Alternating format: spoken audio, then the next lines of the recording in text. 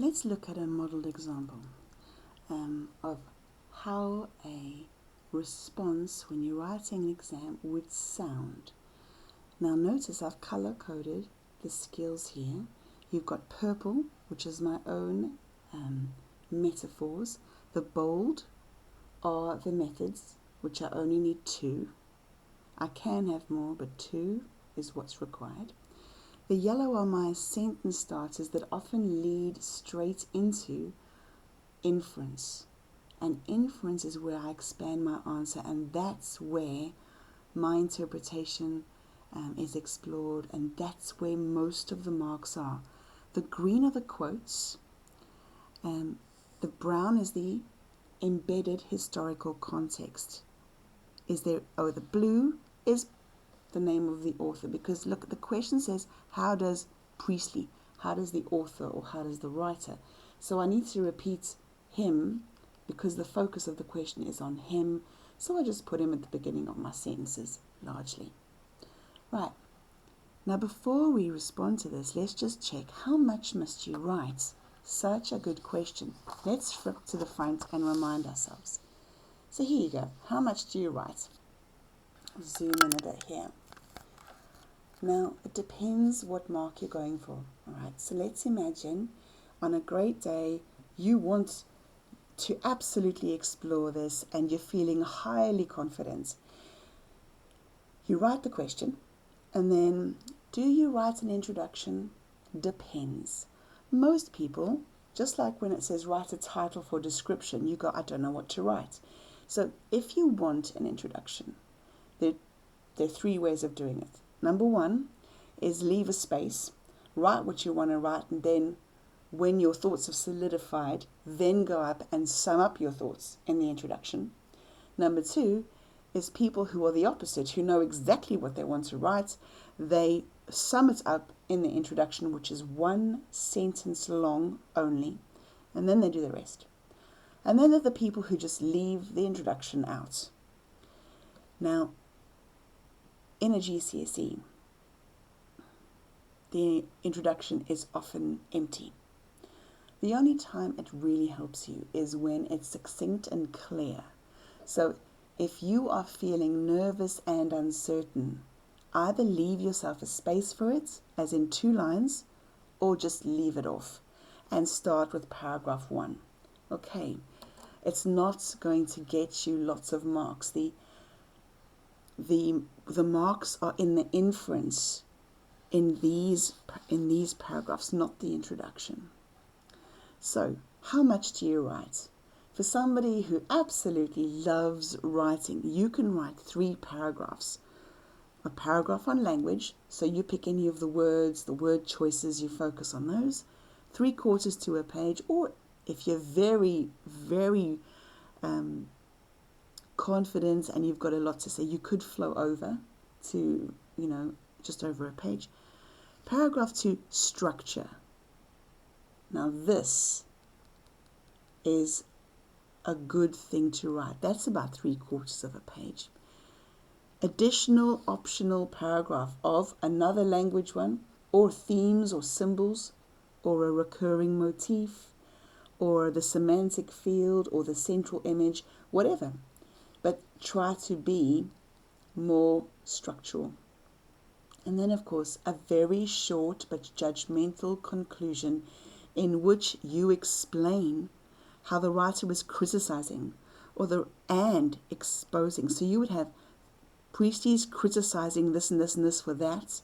He's also exposing this and this for that. He makes the reader feel, or the reader, well, you can say like the effect is he wants to humiliate this and this and that. So you would then say, as a reader, it's effective because this and this and that.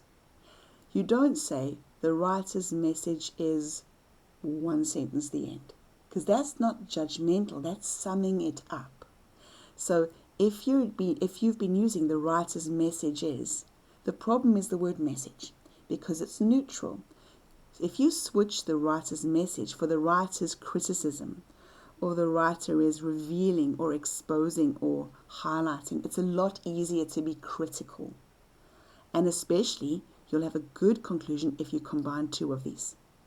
Okay, so that's how much you write. If you're a person, and lots of people are like this, you just want to get the paper over with. You want to write you just want to write it once and be done.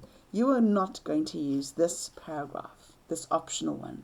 You're going to do a paragraph on language and focus on 3/4 of a page. Okay, don't go for a page. Then this one, again, 3/4 of a page, and then conclusion. You can still do absolutely fine. It's a safe pass doing it like that. Okay, now let's look at Mrs. Birling as an example. Here you go. This is the one I'm going to model today. And I've got an example of an introduction here. Should you be a person who actually really wants to be using an example. So, we're going to do a standard question of a character being asked. How does Priestley present Mrs. Birling in the play? So, across the entire play, Priestley exposes, see where it is? Exposes Mrs. Birling as a human brick wall with zero sympathy for the lower classes.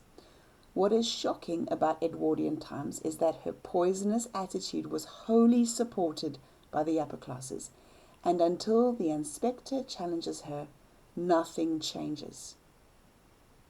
One sentence, no, 2 sentences. Okay, so if you're comfortable summing it up like that, hence would be always use your own metaphor. That's how you would get good marks in an introduction. If you just sum it up blandly, it doesn't really get you any marks at all. All it does is show how you understand the question. But you don't get awarded for that. The marks are here. Okay. So, Priestley exposes how callous and cold Mrs. Birling is when she begins to chip in about Ava Smith's suicide. She displays no shock or empathy at all. Instead, she scoffs and says girls of that class almost earn that type of suffering, as if they choose it. This is in contrast to what Eric mentioned earlier about lower class girls not having much choice in where they work, and telling his father, you could have paid them. What is even more disturbing, though, is Mrs. Birling's position in society, that being the head of a women's charity. She is without doubt the least charitable person in the play, and yet, when confronted by her refusal to help, she simply states, I take no blame, and calls Ava Smith wretched. The irony here is that Edwardian society is Christian, and the charity which claims to help girls in trouble only help deserving cases.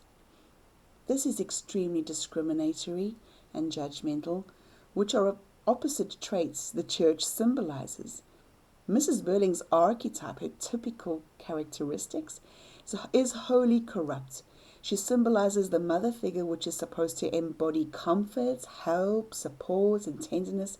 Instead, she dismisses females who are lower class and views their lives and desperate behaviors as disgusting, which again is wholly untrue. Wholly means completely. Yeah? Priestley exposes Mrs. Birling's pompous and toxic attitude as the disgusting thing in society that needs to be removed. I could have added the disinfectant there. Yeah? You see how that would have linked? He also exposes the pain and desperation that hundreds and hundreds of Ava Smiths go through on a daily basis, and how their plight is deliberately ignored. Now, I can hear you going, oh, I would have done this and this and this. If you want now, something you can do is on a sheet of paper, just write down your ideas. Don't rewrite this unless you really want to, or reword it. Add your ideas on top of my ideas. Or even better yet, grab your phone, grab the voice memo recorder thing and say it, verbalize it. Because at this point in your revision, you've probably practiced a lot of these. Now you are on the more metacognitive part of listening to good examples and judging them. Okay.